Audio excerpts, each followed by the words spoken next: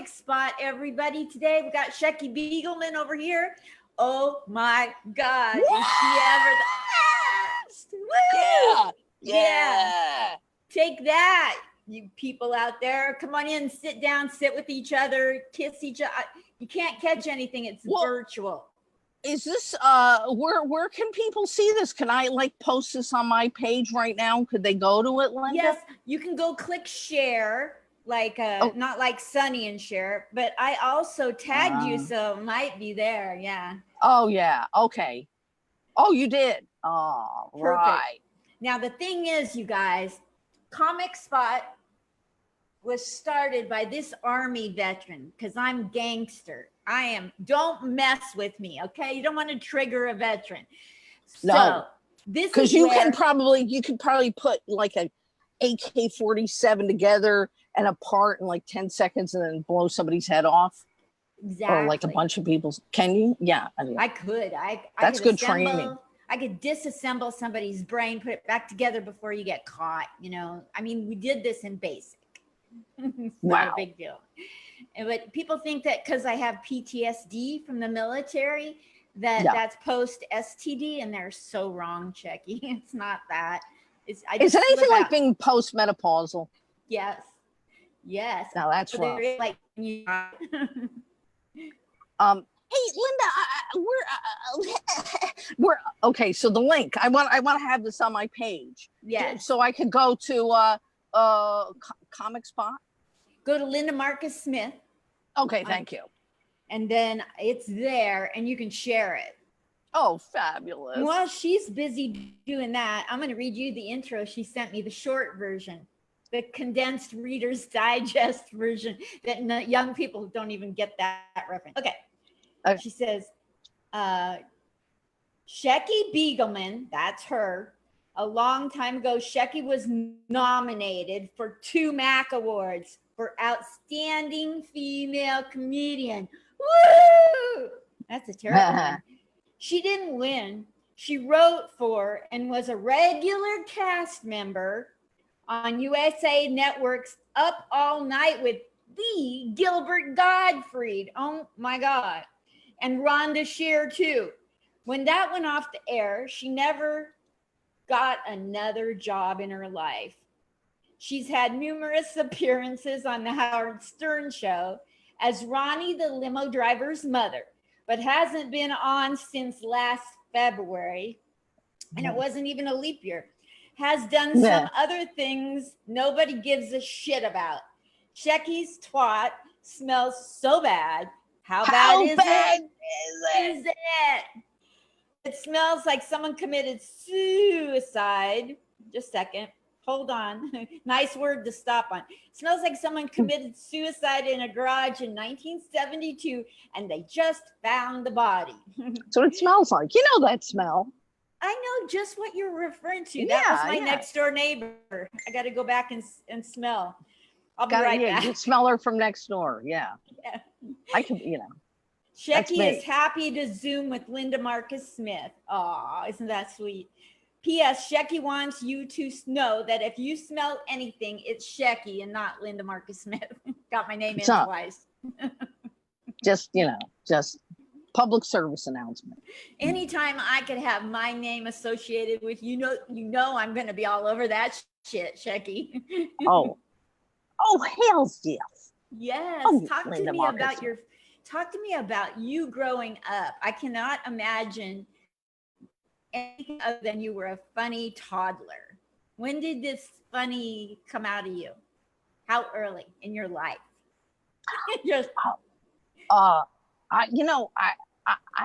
know. I guess you don't know you're funny. You're funny looking, but you're just I don't know. I know people. Kids always said you're funny. Like, oh, okay, great. I don't know. I don't know. Maybe some people are just hooked up a little wackier like us. I don't know. So did it show itself in that you went and visited the principal, or that people loved you? Did you? I went and visited the principal a lot. Yes, I was always being, I hear my name over the PA system in school. My actual name, Angela Muto. Yes. Go down the office. Yeah, you're cordially funny. invited. Yeah, because I was, because I guess I was clowning around or whatever, not paying attention. See, but I liked I know I was in the back of the room, like making noises, and with the kid. But there are always kids that were better than me at, especially the boys. Boys could really do impressions, like of sounds. And I was like, wow, like Kenny Dinkle. I remember in second grade, like he could do like the fart sound and the I can't do it like he did it, and like just every like Three Stooges noises, and I'd be like, this is amazing. And boys are good at sound effects. They are. Unless they're ghosting you, then it's like a Lincoln Continental. It's true. And then at some point in your life, you said, you know what? I'm going to lose my damn mind and disappoint my parents and make people laugh for a living. What was that like? Well, that's like coming out. That's like our version of coming out. That's true. Well, it would have been nice if it turned into a living, Linda, but I never did. But I try like 30 at 30 years old. That was the first time I tried stand up, and I thought, well, let me try it, and I'll bomb and get it out of my system. And it's hard, once you're like, I gotta try that again. I haven't tried that again. That was kind of fun, And that's when I started. It was a place called the Eagle Tavern on 9th Avenue and 14th Street. The manager was Tim Davis, and he's still around. He's still managing. I met so many great comics, and that was another thing, like the atmosphere and the process. The whole thing was just so fun, and the camaraderie, and comics coming up to you afterward and going, how you could tag that joke. How about trying that and that kind of, and then hanging out with them afterward. I just enjoyed the whole thing very much. Yeah. Isn't it so fun? So fun. And there's no place better than New York City to do your comedy. You're so fortunate. Yes, I that's what that's probably true. It's a great place to do comedy. Yeah. And I've been on the road a little bit and here and there, but and that's all great. When you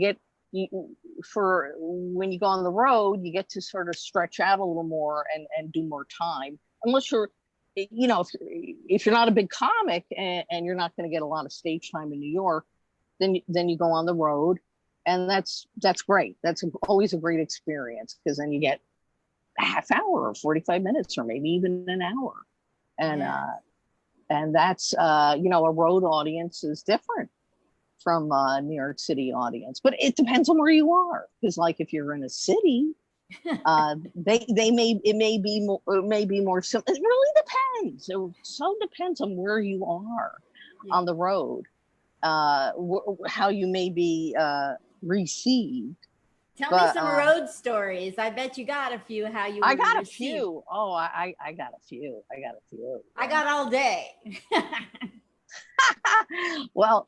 Oh my God! I just would do anything, especially like the first 10 years or 15 years. It was like any kind of experience you could get, you wanted. And so if somebody invited me on the road with them, I didn't care. I didn't care anything about how much I was going to make, or it was like, yeah, you mean I get to do more than 5 minutes? Okay. I'll sleep on the floor. I don't care. As long, I don't want to have to, I had no money. It's like, well, as long as I don't have to pay for it. Exactly. And they're like, yeah, we'll pay you $50 to come to Ohio for the weekend. And well, you know, you're even going to have like a cot and on a, you know, like there'll be 4 comics crammed into a room, and yeah, we'll make sure maybe you get the couch. Or I'm like, ah, yeah, fine, you know. But I went on the road with this comic. I don't know if she does comedy anymore, but she was great. Her name's Emmy Gay. These are people I met in the 80s primarily, and she was great. And she had a joke. She's African American, and she would say, "My name," and she had this raspy voice. I loved her voice. She's like, "My name is Emmy Gay. Emmy, like the award, and gay, like everybody in New York," which is so funny. And we became friends, and she got married and had kids. So I think you know, that happens. But she was great, and she invited me on the road with her to go to a place called Chats Comedy Club in Ohio. Chats, what? And she's, you know, and it was such a rigmarole to get there. It was like, okay, so what you're going to do is meet me at 5 o'clock in the morning at Newark Airport. And then I'm going to rent a car, and then we're going to drive out there. I was like, why Newark Airport? She's, because it's cheaper to rent for. I was like, holy shit, Emmy, this is crazy. I got to be there. And I remember it was fucking freezing, and it was raining. It was February. It was such a schlep and a half out there. And then I met her, and then we drove to Ohio. And you know, this was pre-internet and pre-GPS, and she had me on she was driving, and she had me on a, you know, looking at the directions that she'd written out. And it was and I was like, oh no, we got lost. So many that were like, you know, on a 2-lane highway, and trucks are coming. And I at one point, you know, and then we were like, we were like 45 minutes late. And then, but we didn't have a cell phone. We couldn't call the place. And she was so mad at me because I was on directions. I was like, but Emmy, this is what it says, and I don't know where the fuck we are. And I was like, and I had to pee for like the last 2 hours, and she wouldn't pull over because we were so late. I was like, Emmy, if you don't pull over, I'm gonna jump out of the fucking car because I'm gonna wet my pants. She barely pulls over on a 2-lane highway. It's dark, it's raining. I get out, and she goes, you better hurry up. I love her doing an impression of Emmy Gay. And I get out of the car, and I roll down a cliff. Like, it's pitch black, I can't see. And I roll down a cliff, and I'm peeing. I'm like, that's how. And then I climb back up the cliff, and she's pulled away. She's driving away. I could just see her taillights. I'm like, Emmy! She finally stops, and she goes, you took too long. I was like, God. What are you nuts? We finally get there, and the manager's like, you know, and it's amazing because I thought, we totally blew this gig. There's nobody going to be there. You know, we blew it. We're not going to make a dime. I'm not going to make my $50. And the manager's like, yeah, you guys have 45 minutes. The place was packed because it's Columbus, Ohio. Nobody has anything else to do, I'm guessing. It was like a Holiday Inn, and that's what they called their comedy club, Chats. And there are people sitting in there. I couldn't believe they were. I was like, wow, first of all, I'm not used to a full house. And you're 45 minutes. He's like, yeah, I told him you were going to show up. I figured you were. And then he goes, who's opening? And I went, I am. And he looks at me, he goes, are you wet? You look like you're drenched and you're covered in mud. I said, yeah, I fell down. Get on stage. I go up there, and I'm like, you know, trying to do jokes, trying to warm up for Emmy because I'm her opener. And you know, they're just looking at me. And then somebody yells out, hey, I'm not kidding. He yells out, hey, for a fat lady, you don't sweat much. Oh, I was like, holy fuck, I came all the way out here to Columbus, Ohio to roll down a ditch and be heckled by you? Are you kidding me? So then, you know, I just thought, well, this is where you switch it up to crowd work because they're not going for material. So I was like, all right, let me just talk to these idiots. You know, I'm like, and you're in Columbus, Ohio, right? Do you live here? You're free to go, right? What are you guys, stupid? How long you been sitting here waiting for us? We're not that great. Well, that really, you guys are really starved for entertainment, but you're not getting it from me. But so I did the best I could, and then Emmy went on, and they loved her.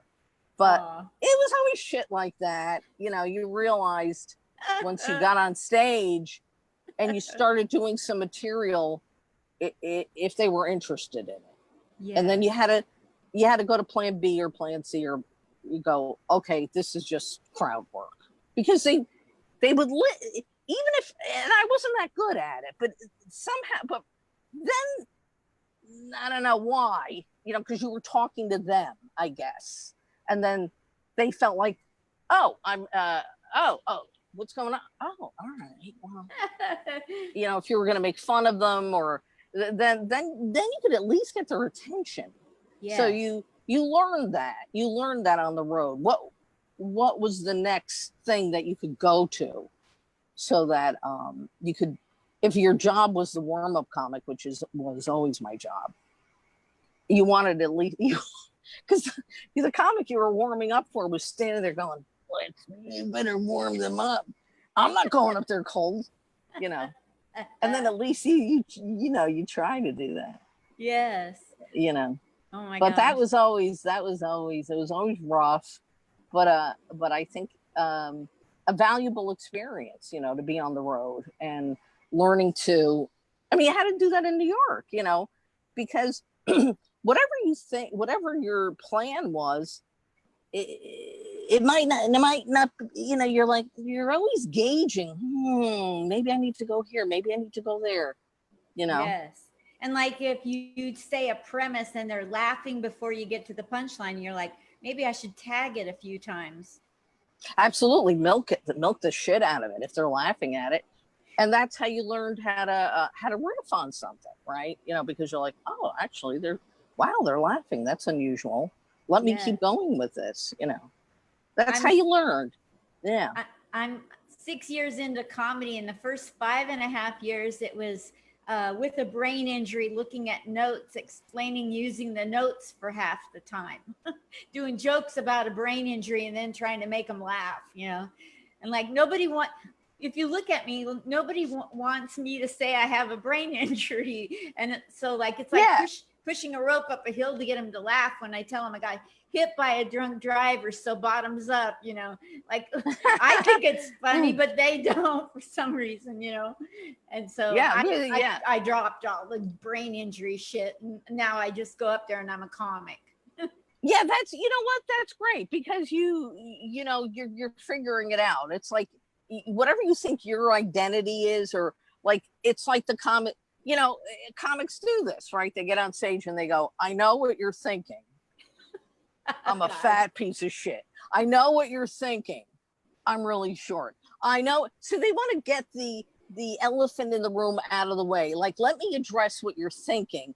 That breaks tension. And then you can make fun of yourself before address what they're thinking.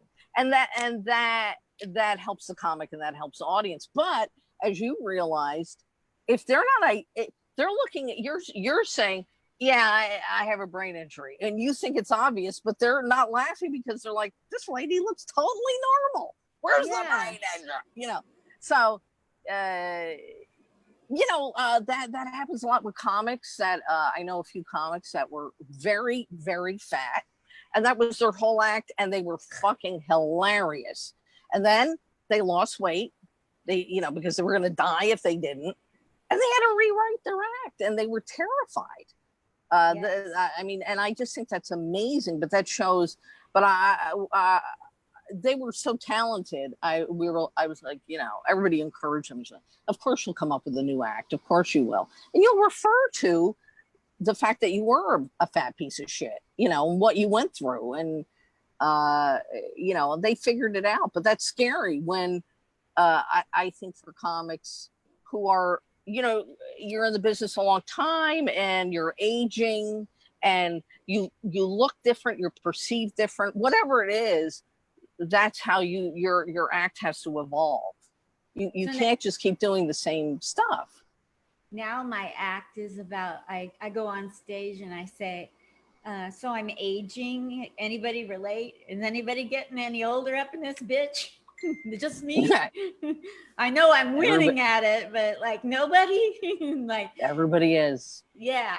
And so then I'll go into how I just turned 21 for the third time, you know, plus 6 years, you know, and I do this whole thing around. And then I flip and go into how, you know, like I love getting older, except I'm so goddamn confused, you know, like quit changing the words.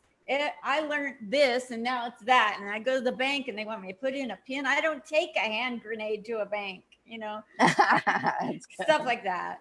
Yeah, that's good. That's funny. You know, that's about where my comedy is at after 6 years. Wow, that's great. That's great. It's working, you know, finally. It's finally, and I don't need to look at notes. So what happened with the trajectory of your comedy from like, you started out, you did what kind of comedy, you switched it up? Like, I want to hear that from you. Oh, well, thanks, Linda. Thanks for being so interested and wanting to know. It's the whole point for me not to talk. Jeez, you want me to talk about myself? Ooh, this is going to be so hard. Okay, yes, so anyway. Please. Good times. Good times. You know, I think when I first went on stage, the first 5 minutes, what I was observing before I went on, before the first time I did an open mic, I really wanted to prepare. I think I really approached it from the standpoint of being an actor, which is where I started. And in New York, I came to New York to go to NYU Circle in the Square acting school, and I was trying to be an actor. So friends were like, "You're funny. Why don't you try to be a comedian?" And I was like, "Oh my God, that just sounds terrifying. I can't even manage to go to an audition without making in my pants. So I don't know how I'm going to stand in front of it." But I said, "Well, let me approach it from like an acting point of view, which was to prepare." So I was going to comedy clubs, open mics, and I was like, "Oh, okay. So this is what you do. They announce your name. You sign up on a piece of paper. You're number 75. Okay, you're going to get on at 5 o'clock in the morning. All right. You have to pay $5 at that time, you know, and it still is now. Whatever the going rate is for, you have to buy 2 drinks. Yeah, and that's how you pay for your 5 minutes. And I went to a bunch of places and watched. I was like, okay, so, and then you got the light at 4 minutes. You got the light. That meant wrap it up. And so I just was like, okay, so I have to come up with 5 minutes. So I just worked on, 5 minutes and memorized it like a monologue. Like that's the way I approached it. And tried it out and worked with a friend of my very good friend, Matt Towers. Shout out to Matt. And Matt, come on and let me interview you. I'll let you talk. Matt's great. He's a ceramicist. He's a sculptor. He teaches at Hartford University. He's very talented. But I met him at Circle and Square acting schools because he was also wanted to be an actor. He was very talented. But he also had sense and went, I better go into something else. This is not how to make a living. But I had no sense, and I stayed in it. But it's just been fun. I never made a living at acting or stand-up comedy. But I managed to figure out how to, as I always had.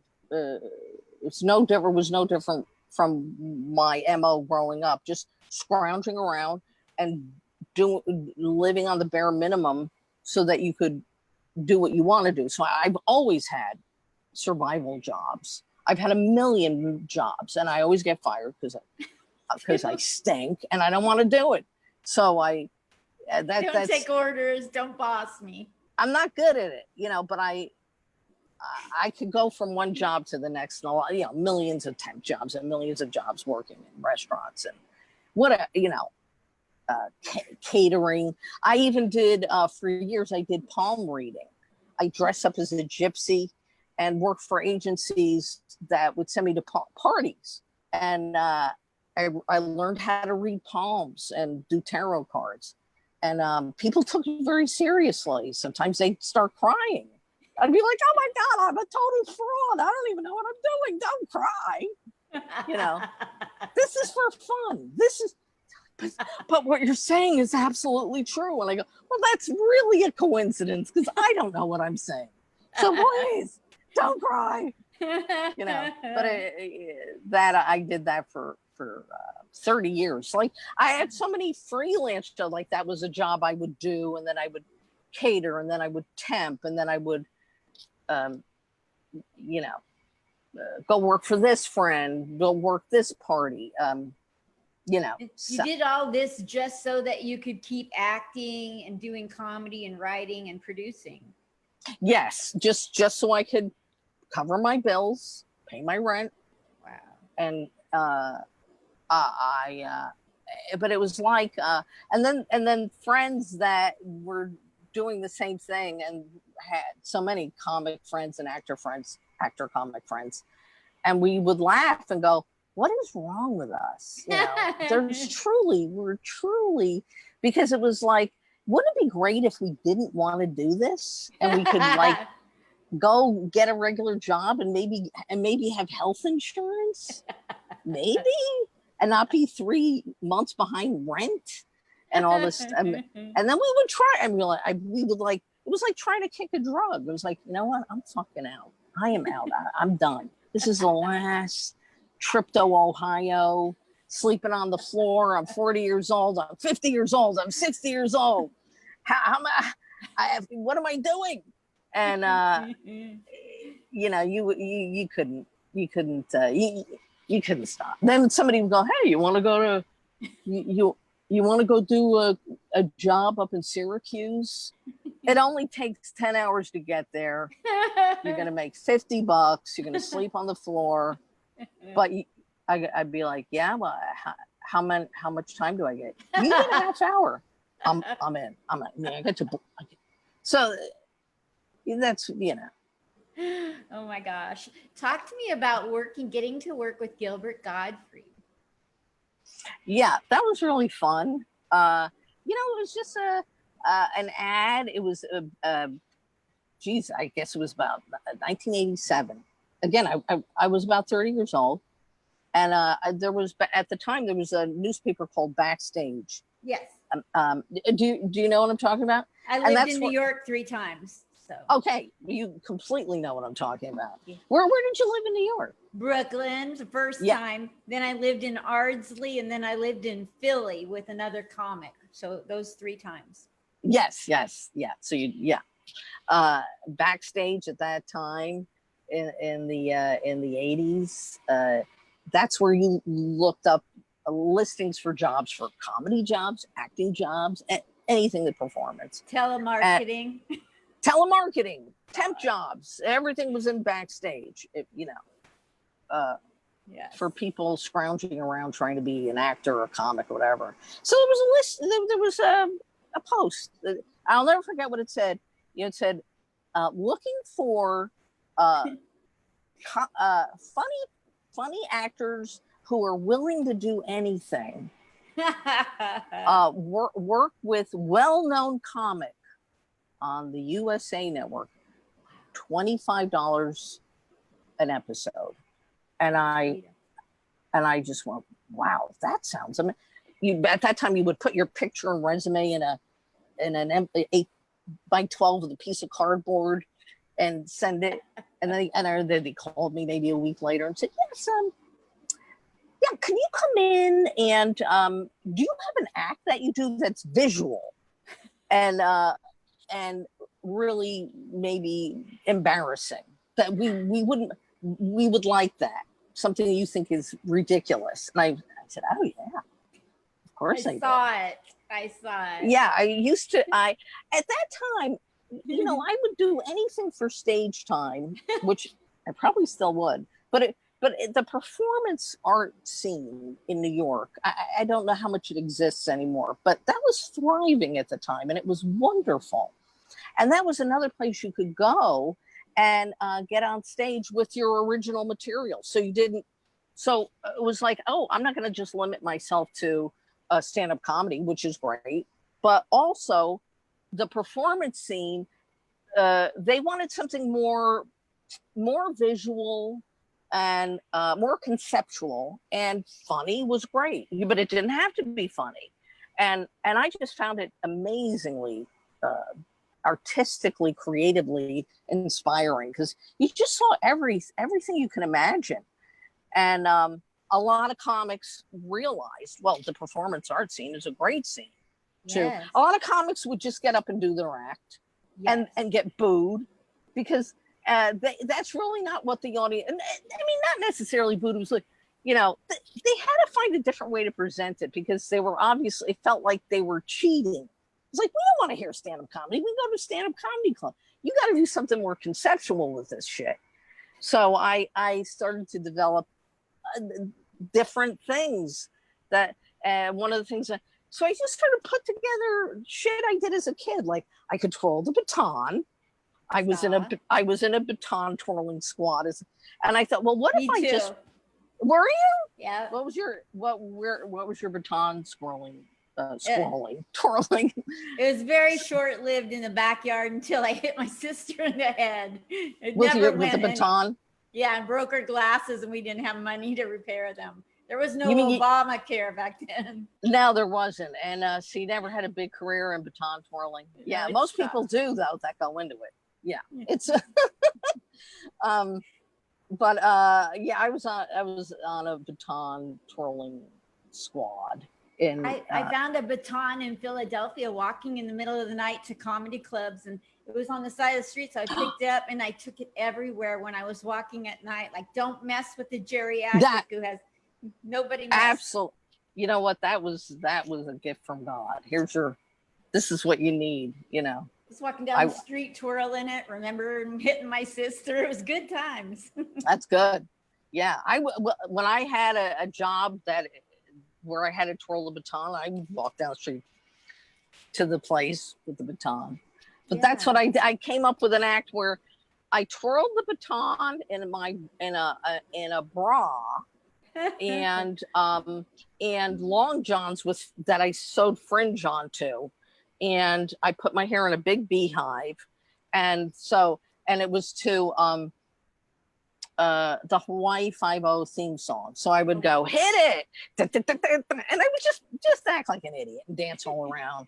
And it was very Steve Martin-esque. Wow. It was like watching, a female version of what he would have done. I think that, yeah, I loved him, and yes, being ridiculous, and that's right, that influence of Saturday Night Live and Steve Martin and absurdity being that just looked like so much fun. So that's one of the things I would do in like a performance art place. And then that's what I auditioned with for Up All Night with Gilbert Gottfried. And I said, okay, that's ridiculous. And they hired me to do an episode where he was, it was supposed to be like a talent show. So Gilbert would, Up All Night with Gilbert Gottfried was a movie wraparound hosted show. It ran about 10 years. And then Rhonda Shear also came in a little later in the run. And so they both, I think he did Friday night and she did Saturday night. And there would be little sketches in between when they would cut from the movie, before the commercial, they would go to him or the host, Rhonda, and there was a theme of whatever the theme was of the sketch. And this one was a talent show. So then, yeah. In all of your producing, writing, acting, comedy, all of it, what's your fondest memory, and who's the person that's inspired and helped you the most? So it might be 2 or 3 questions in there. And then I just Oh, want to know that.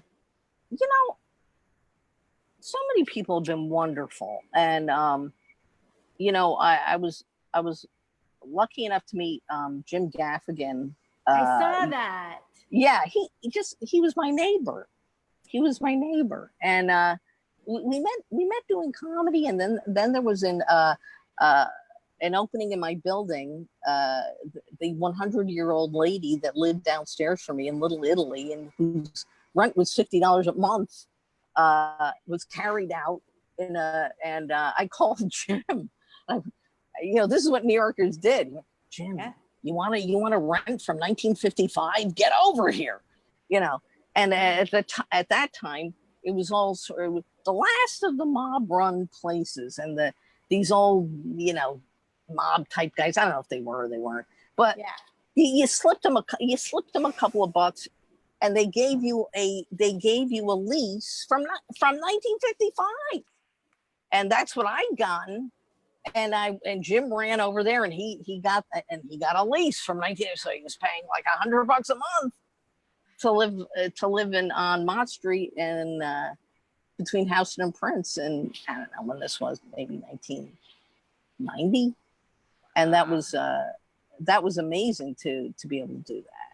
You know, it gives you a lot of freedom, you know, because you don't have to worry about it paying a big rent.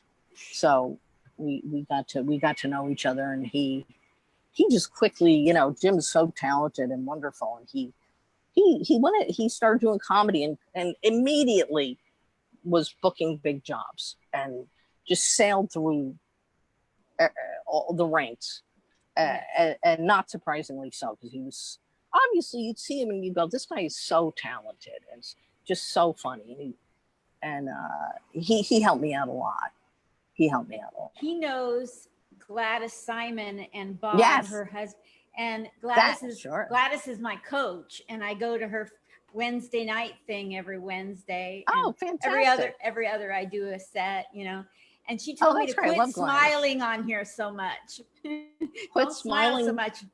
She tells me I'm smiling too much, but when I enjoy somebody as much as I'm enjoying you, my smile takes over the entire screen. You know, it's like Gladys tells you not to smile on your Zoom cast. Don't smile much. What should you do? I don't know, but I have a feeling. Gladys is out of her mind. Gladys, are you listening? You're out of your fucking mind. Don't take advice from Gladys Simon. I feel everything she's told me is correct, but it's so hard because I disagree. Gladys would give you much, you know, I love Gladys. I have a long history with Gladys. Gladys gave me a lot of wonderful stage time in the 90s at Hamburger Harry's, and then this other place on the water something. Gladys, I don't remember. I can't remember shit anymore. We're old. It was on the Upper East Side, near the comics water something. Yeah. Anyway, she gave me a lot of wonderful stuff. And she's I believe she's still at the comic strip on isn't she? Yeah. She gave me a lot of wonderful stage time there. Gladys is great. She's a great host. She's very funny. And she's very maternal. And she, you know, here's what I'm going to tell you, Shecky. Before, you know, you really need to touch up your hair, your roots. And stop being so filthy on stage. I went, okay, yeah, because people are, the roots are really gonna, that's really gonna gauge how much laughter you're gonna get. And no swearing, no, because comics don't do that, right? I'm not listening to you, Gladys. I'm telling you. She told me to dress like the other people and dress like a bum that got my clothes out of a dipsy dumpster. And I was like, that's not, well, you know, like a lot of comics, they wear a t-shirt and jeans. I can't do that. That's not me. She wanted you to wear a t-shirt and jeans. And I can't do it. I don't do. And so I would go on stage all dressed up, and she goes, it's a good set, except for don't dress up. And I just dressed up anyway. That's the don't listen thing. You know what? Whatever Gladys tells you, do the exact opposite. That's how you'll get somewhere. She's the reason. she's the reason I believed in myself, you know. But Yeah. I feel like I have resting bitch face if I don't smile. I'm like, who wants to look at that? Not, I don't. Well, you're Like, very pretty. You look pretty. You only have if I beautiful teeth. smile. You have beautiful teeth. Why? These are brand new. These weren't factory. These came for free, and I took them out. I took them off on stage at Comic Strip in front of Gladys. I was doing a joke, and I go, "Look, guys, my teeth come out at night." I thought it was hella funny, and she's like, "Don't ever do that again." So, did you get a laugh? It was. If you get a laugh, you do it. You don't do that because you're a comedian and people are laughing. That's not what you want, right? Yeah. Gladys is out of her mind. Gladys, you're out of your freaking mind. I love Gladys. She's great. I love her. I love her. But don't listen to her. You can't listen to her. She doesn't know what she's talking about. I love her. I would listen. I'll take everything in and I'll weigh it out, you know. Yeah, just go. Yeah, Gladys. I lost all my hair because of Gladys. You lost your hair because of Gladys? What did she do? I would blame her for anything that goes on that is. It wasn't because of Gladys, but she told me, no, you shouldn't have gray hair. You need to make it blonde. Oh, she's obsessed with that. Gray hair. So I went blonde, and she said I came back the next day and she's not light enough. So I went home and bleached it again. Like within 2 days, I bleached it twice, lost all my hair. So it turned into feathers in front of me. And I blame Gladys, but really I shouldn't have done. Do you have a horse behind you? Oh wait. What do you? I'm in my closet. So here's I'll give you a tour of my closet. It's not that, but you know what I like about here? Let me show you. Look at that. See, I made that. See, this is my little office, the closet. Here, I've done that. So I love it. Yeah, and I made that. I don't know if you. I made my little. Isn't that pretty? It's like a little medallion, and then I painted it, and then I put little lights around it. And, I love it. And this is my office. There's my office. Wow. And I made a little meditation garden out here. Here, let me turn it on for you. See, little lights. Yeah. Super. And I'll give you a tour of my apartment. Okay, let's see it. There's. I feel like I'm in New York. You're in New York. This is it. There's the boyfriend. He's working. Oh, somebody has to keep me living in the lifestyle that I'm accustomed to. I have to get going. I have a 4:00 appointment, but I want to see a little bit more of your apartment. And then gotta run. Look at this. We have a bathtub in the kitchen. No way. Yeah, this is the kitchen. This is the bathtub. Wow, that's so New York. Yeah. And this is, and here's our cat. That's Cousin Sal. Cousin Sal.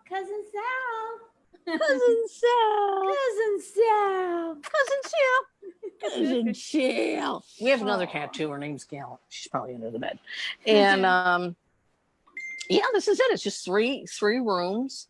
But we have a lovely view of the cemetery across the street. Very nice neighbors. They're very quiet. And they're posthumorous. They're posthumorous. I like that. You can have it. Thank you. I'm taking it. Take it. I'm used to that. The banks are closed. Just like a typical audience. What are you, dead? You an oil painting? What are you, passed away? Yes, as a matter of fact, we have. One last question before I head out. And we have not had enough time together. Well, you'll have to come back because you got that whole other thing besides comedy going on. So where did the name Shecky and Beagleman come from? Shecky Green? Yeah, absolutely. Shecky Green. Yeah. And what's with the Beagleman? I don't know. You know what? I'd heard the name somewhere, and I'd heard it, and I just that's the greatest last name ever. So I had a beagle for 15 years, so I like your name. I like beagles too. Me too. Shecky. Oh my gosh. Remember Shecky? Oh my God. Shecky Green. Yeah. Remember all the good old Jewish comics? Of course. I was completely inspired by them. Totally. Watching the Ed Sullivan Show as a kid, and watching those guys, and Joan Rivers. Yes. And Phyllis Diller and Moms Mabley. Those were, and Toady Fields. I remember. So I remember those were the three female comics. Even Moms Mabley did this wonderful character. I just loved her. Toady Fields was like a performance artist. She would come out and do a ballet and in a tutu, and she was she was hysterical. And then Joan Rivers, was like the first female comic I remember seeing that was like, Phyllis Diller was great, but it was different, because when I saw Joan Rivers, I was like, wow, she's not wearing this, Phyllis Diller seemed to have she had that laugh, and she had the, crazy hair, and more of a character. More of a character. And then Joan Rivers was like, oh, she's like just a regular person who's hysterical. So that was like fascinating to see. Fascinating. Yeah, and inspiring. When I get done today, I'm going to hit you up to have you come back on in a month or so, because I want to hear about everything else, Shecky Beagleman, besides the comedy. I would love to. I would love to talk to you again. Thank you so much for sharing your comedy portion of your life with us today. You guys, thank you. Support Shecky Beagleman. I'll put all her links up. If there's anywhere on the internet where people can find you and support you that you haven't told me, tell me, okay? I will. Thank you, Linda. I had a great time. Thank you so much. I had a great time. I did. Love you. Peace out. Peace out, bitches. Everybody's talking.